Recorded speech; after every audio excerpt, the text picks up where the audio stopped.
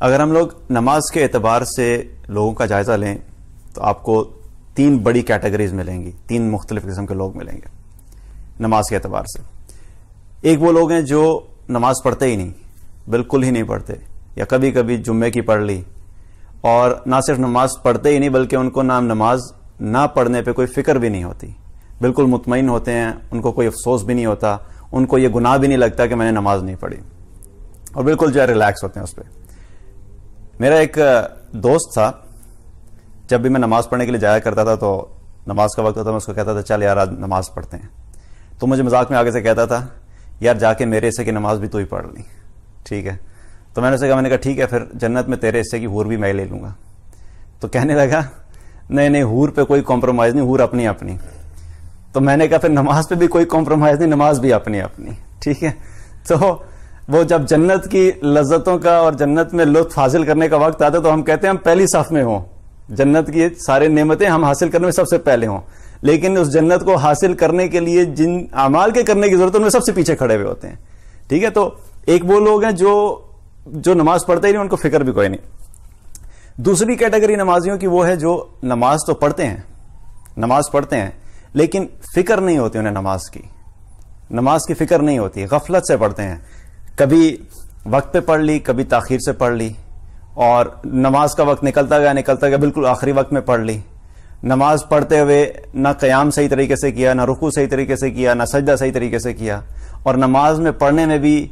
سورتوں کا اور جو بھی تسبیحات ہیں ان کو بھی صحیح طریقے سے ادا نہیں کیا، تو مطلب غفلت کے ساتھ نماز پڑھنا بغیر فکر کے۔ اور یہ وہ کیٹیگری ہے جس کے بارے میں اللہ تعالیٰ نے قرآن میں بڑی سخت وعید بتائی ہے، فویل للمصلین۔ اللہ تعالیٰ نے قرآن میں کیا فرمایا کہ ویل للمصلین۔ اب اس آیت کا ترجمہ کیا آتا ہے کہ ہلاکت ہے ایسے نمازیوں کے لیے، خرابی ہے ایسے نمازیوں کے لیے، تباہی ہے ایسے نمازیوں کے لیے، افسوس ہے ایسے نمازیوں کے لیے۔ مختلف ترجمے آتے ہیں، ایک ترجمہ اس کا یہ آتا ہے کہ ویل ہے ایسے نمازیوں کے لیے۔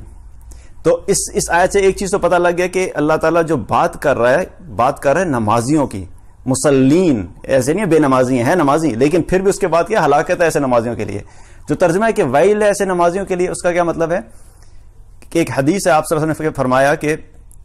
ویل جو ہے جہنم میں ایک وادی کا نام ہے، جہنم کی ایک وادی ہے ویل نام کی، اور اس کی آگ اتنی شدید ہے کہ باقی جہنم کی آگ اس وادی سے دن میں 400 دفعہ پناہ مانگتی ہے، کہ اس جہنم کی وادی کی آگ اتنی شدید ہے کہ جہنم کی باقی آگ بھی پناہ مانگتی ہے اس وادی سے، کہ 400 دفعہ دن میں کہ کہیں اس کی شدت اتنی زیادہ ہے۔ تو ہلاکت ہے ایسے نمازیوں کے لیے۔ تو یہ وہ لوگ ہیں جو اپنی نمازوں میں غافل رہتے ہیں، اور اللہ تعالیٰ نے آگے کیا فرمایا، فویل للمصلین الذین ھم عن صلاتہم ساہون، کہ وہ لوگ ہیں جو کہ اپنی نمازوں میں غفلت برتتے ہیں، ان کو اپنی نمازوں میں فکر نہیں ہوتی۔ تو دوسری کیٹیگری یہ ہوگی کہ جو نماز تو پڑھتے ہیں لیکن اپنی نمازوں سے غافل ہیں، غفلت سے پڑھتے ہیں، فکر نہیں ہے۔